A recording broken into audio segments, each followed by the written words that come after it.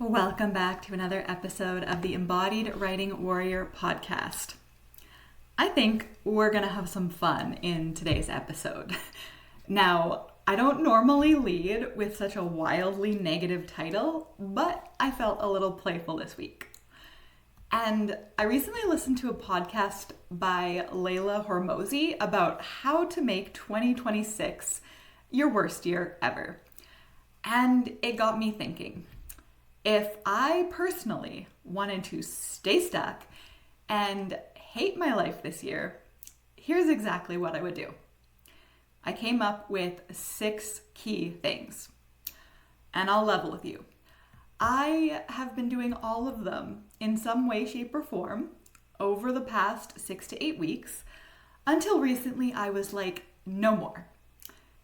And while this list is a personal one, I believe these are universal to-don't list items for many high-performing creatives, growth-oriented women, and really anyone listening who's trying to navigate this wild world while staying happy and healthy. And if you're listening to today's episode and you struggle with 4 or more of these yourself, you might want to join us for this upcoming round of Food Freedom Fantasy. This is the program for you if you want deep health and consistency that feels like foreplay, all without dieting or giving your power away to someone else's formula. This is really for the women who are done outsourcing their power and ready to build this momentum and follow through that actually fits their nervous system. More information will be in the show notes. All right, let's dive into this list.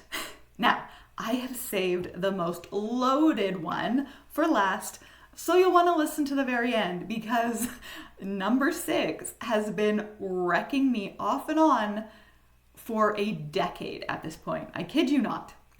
Okay, but number 1, the first thing I would do if I wanted to hate my life, stay stuck, is continue collecting strategies while ignoring the very real fact that most, if not all, of my challenges have nothing to do with strategy and everything to do with energetics. This one is tough to tackle because you can't quantify energetics. You can't condense this into a 6-step framework, and you certainly can't throw up your hands and get a done-for-you service to fix it for you. The problem is, once you've collected strategies like Pokemon cards for a few years and continue to do so, here's what happens. First, massive decision fatigue. 2, overwhelm because they all seem like they could work and you want to do them all at the same time. Number 3, less connection to your own inner compass. And finally, now you have no energy left to deal with what's actually going on below the surface because none of these strategies are going to land if the challenge is energetic. And we're talking about low self-worth, operating from scarcity, attachment wounds, or a lack of felt safety. I realized recently that I have been doing the same thing with business that I used to do with weight loss and trying to stop binge eating.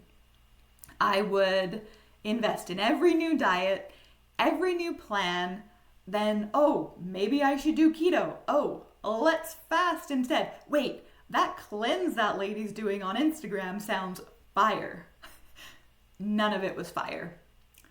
All of it was distraction from the root causes for why I never followed through with diets and why I generally ended up eating all the things on day 1 of every diet.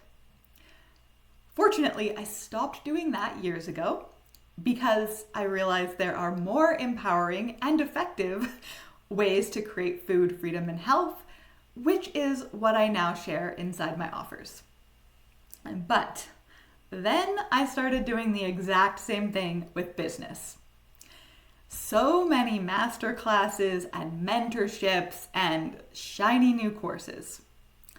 Now, some of these, particularly a few of the recent mentorship decisions I've made, have been absolutely worth it and aligned.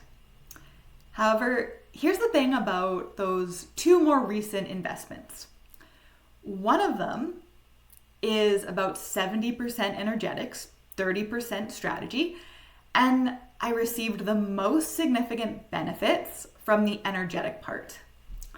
The other investment I've made recently is almost entirely energetics and identity based because I was finally like, okay, I know what to do. I know how I want to do this. Now let's work on the piece that makes everything better, which is who I be as I do the things. And there is vast room for improvement in that department, especially with business. So that's number one, collecting strategies instead of doing the deeper work to rebuild the energetic foundation. The second thing I would do, if I wanted to hate my life, stay stuck, follow other people's 5-step plans, assuming they know me better than I know myself. This is how you stay stuck. Even though on the surface, it's so enticing, right? Just do these 5 things and you'll get X in X days or X weeks. The goal weight, the business success, whatever it might be. But here's how this keeps you stuck and hating your life. That person created that 5-step protocol for themselves. They put together something that works beautifully for them. Doesn't mean they're wrong. Doesn't mean their list can't have merit or guidance. But where it becomes something that makes you miserable and makes you hate your life is when this list is so far removed from how you want to operate that A, you either don't do the list, or B, you do the list for a little while and feel so miserable the entire time you eventually stop doing it. Both leave you feeling like you're the problem when you're really not. You are just a unique individual who needs to curate your own list of guiding principles that align with who you are and also the things you'll want to keep doing. And it's funny because I've encountered 2 separate 5-list checklists over the past 5 months, and both echoed the same premise. Do these exact 5 things over the next 30-ish days, and you will blow the F up. Both times fell for it. I was like, yes, give me the 5 things. I love structure. I love checklists. I want to blow up. Only to find out, one list included DM 30 people a day. To which I say, gag me with a spoon. Respectfully, of course. I have to honestly wonder, how does someone find time for anything else if they're filling their inbox with that many messages? When do they get to write or be creative or, I don't know, actually serve the clients they have? And the other list included selling on social media and posting on social media every single day. Now, this was right in a time period where I was navigating my own extremely loaded relationship with the algorithm, which I talk about in episode 230. So even hearing this made me drop into a state of a little bit of dysregulation. And these 2 experiences made me realize, if I want to keep hating this process, I will continue to try and wedge my personality and my preferences inside someone else's system, when personally, I think we're all meant to build our own. And this doesn't mean you never want to try things or build from recommendations you find in other people's frameworks. But when you force a rigid structure, instead of adapting principles and concepts to make them work for you, that's when you start to suffer. The third thing I would do if I wanted to stay stuck and hate my life in 2026 would be to be wildly promiscuous with my attention. So chasing every tactic and idea that flirts with me. You know, kind of like I was with men in my early 20s. I definitely sowed my wild oats back in the day, as my mom likes to say. 0 out of 10 would not recommend. And this relates back to our first point about collecting strategies, but it goes even deeper than that.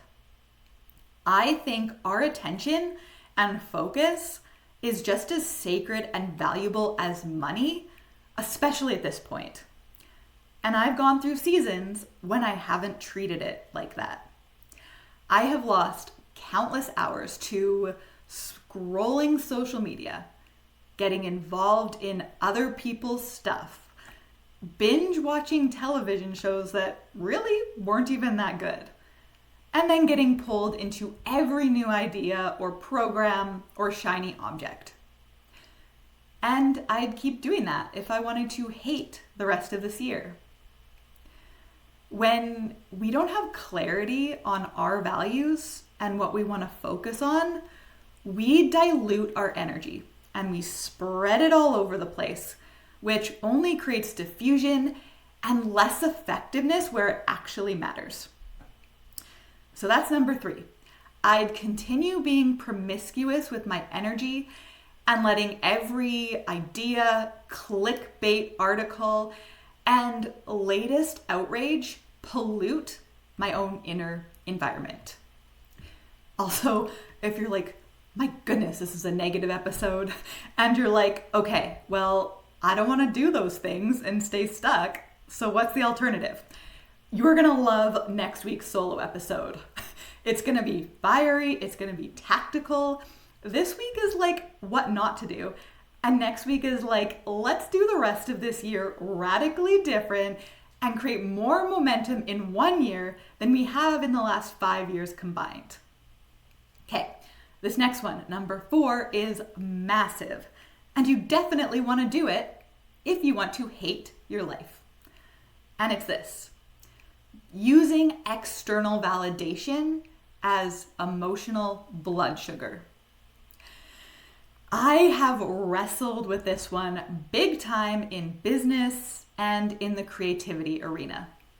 I have done multiple podcast episodes on this because it's such a massive reason people suffer. I have let over-reliance on external validation shake my confidence with my art, with my creativity, with my own worth. It was once one of the reasons I took a year-long hiatus from this podcast, even though I love creating these episodes every single week for you. This is a great way to stay stuck as well, because there's going to be seasons where no one is clapping, where your effort isn't rewarded by the external world. And if you let external reasons be the only motivation to keep going, you will stop, you will stall, and you'll have little to no control over your own pace and momentum. And feeling powerless over your own momentum is going to make anyone start hating their life. It's one thing to get lit up by praise or enjoy it when the external validation does happen.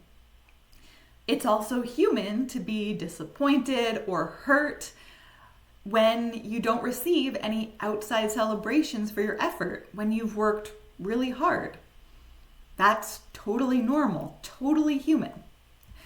But the way to stay stuck is when you start worshiping the external praise instead of treating it like a nice bonus. Okay, we're on to number 5. If I wanted to stay stuck, hate my life, I would treat myself like a fragile flower who must stay hidden and healing instead of building. This is such a big way to stay stuck, especially for my high-performing, growth-oriented women. Because you are sharp, you're perceptive, you probably have a key awareness of where you could improve and where blocks might be keeping you stuck from consistent action. This self-awareness can be powerful until it becomes an excuse to keep disappearing to hide and fix yourself. You do not need to be fixed. You're not broken, you're human. And humans actually create resilience through forward momentum, and they generally heal as they go. I have done number 5 more times than I can count, especially when it comes to business and visibility. In 2022, I had a massive breakdown with my health, with my happiness. I was back to binge eating basically every night, feeling confused, feeling too fragile, too sensitive to start a business. It was so bad, I went back to my door building job full time. Now, I will never regret that decision because that was a season of more healing and inner work, and that was legitimately best done behind the scenes. I also think there's other reasons why I was meant to stay there longer, and that's a whole nother story. The problem became when I treated myself like I was that same 2022 version of myself when I went back to launching a business in 2025. I thought that I'd have to do so much processing, so much nervous system work, and lay in yoga nidra after every single social media post I made or every Zoom call I was on, because it was so much activation, I just couldn't handle it. Never mind that I had grown so much in a 3-year time span. Never mind that I have so many powerful tools now, like dance alchemy and my own food freedom fantasy method. The problem was, spending all that time processing was only bringing up more to process, because you get what you focus on. And that will keep you stuck. And then you will start to hate your life because you're so busy trying to avoid life so you don't get triggered, and then you get bored and maybe even a little depressed.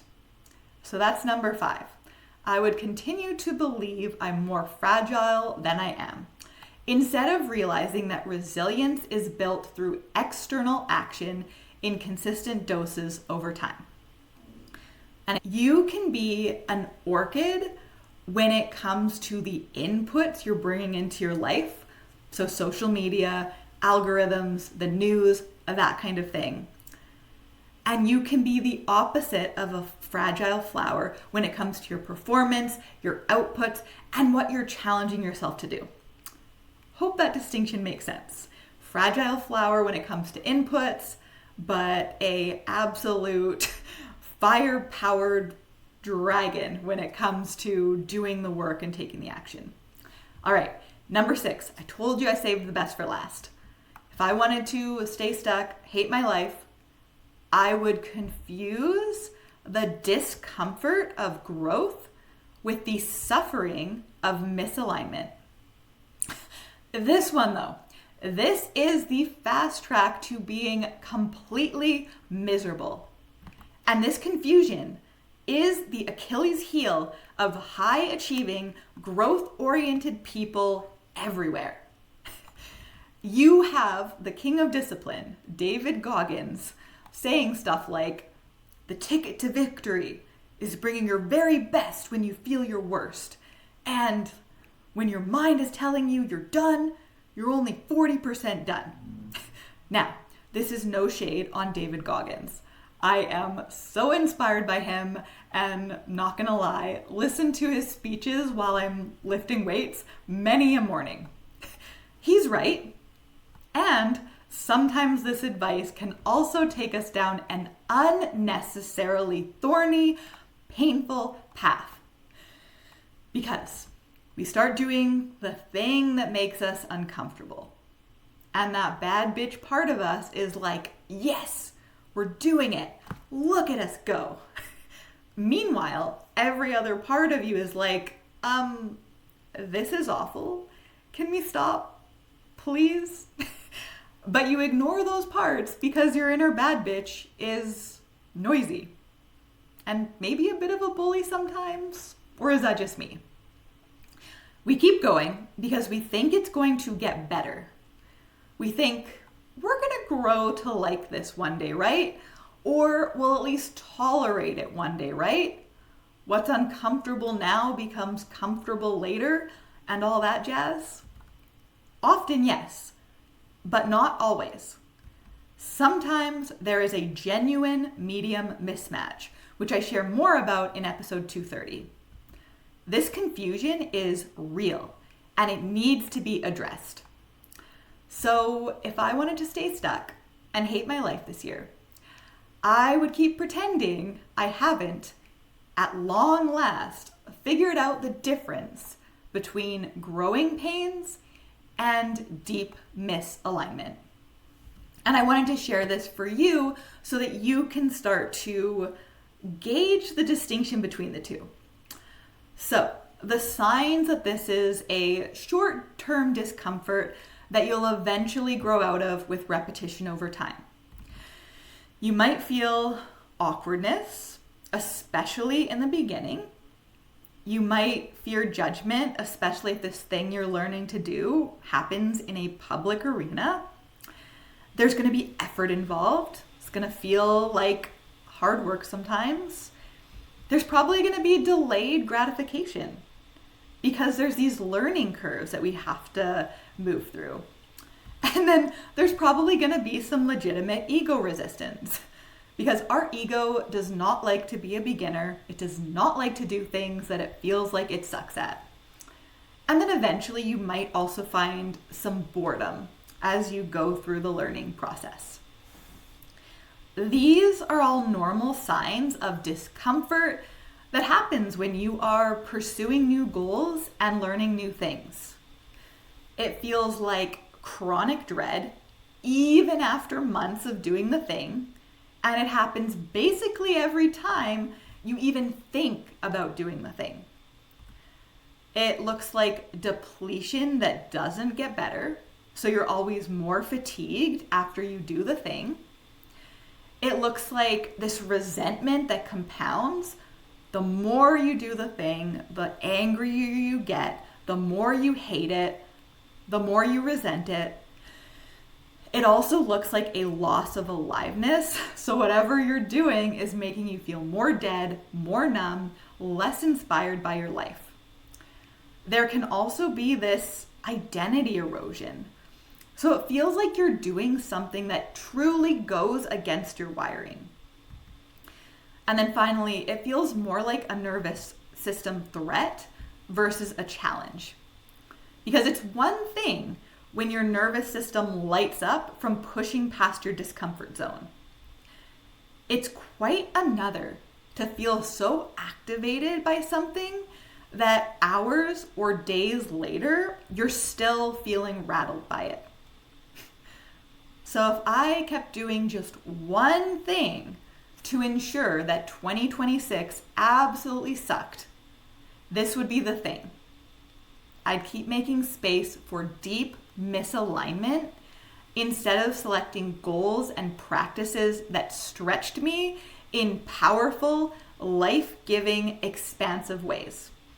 Even if those things felt initially uncomfortable or frustrating while I was in beginner mode. And there you have it. The exact roadmap to staying stuck, hating the process, and making 2026 the most miserable, uninspiring year you've ever had. You're welcome. But actually, don't thank me yet, because next week we're talking about the antidote to all of this in our solo episode. And to recap, The 6 things were: number 1, keep collecting strategies while pretending the real blocks aren't emotional and energetic. Number 2, follow other people's 5-step plans, assuming they know me better than I know myself. Number 3, be wildly promiscuous with my attention, chasing every tactic that flirts with me. Number 4, using external validation as emotional blood sugar. Number 5, treat myself like a fragile flower who must stay hidden and healing instead of building. And finally, number 6, confuse the discomfort of growth with the suffering of misalignment. Your embodied activation for this episode is twofold. First, reflect on those 6 things and ask yourself, how many of these am I doing? And how can I choose differently so that I thrive in this next year? So if you see yourself in this list, good, because that awareness is the place where the spell finally breaks. And as a bonus activation, I want you to write out your own list of the things you would do if you wanted to stay stuck and hate your life this year. That awareness alone is going to help you notice when you are doing the things on that list and course correct so much faster. And if you're realizing that you've been confusing misalignment for growth, or you've been outsourcing your power to external systems, these are the exact patterns we unwind inside Food Freedom Fantasy. This program supports the rebuilding of your inner foundation and strengthening your own inner world instead of collecting more strategies. The exact work we do inside of Food Freedom Fantasy is allowing you to take that power back and build the framework that is fully aligned with you. Still might expand you, but it's never going to create that suffering. So you can explore that in the show notes and decide whether or not that feels aligned. Either way, I am wishing you a beautiful rest of your week. Take care.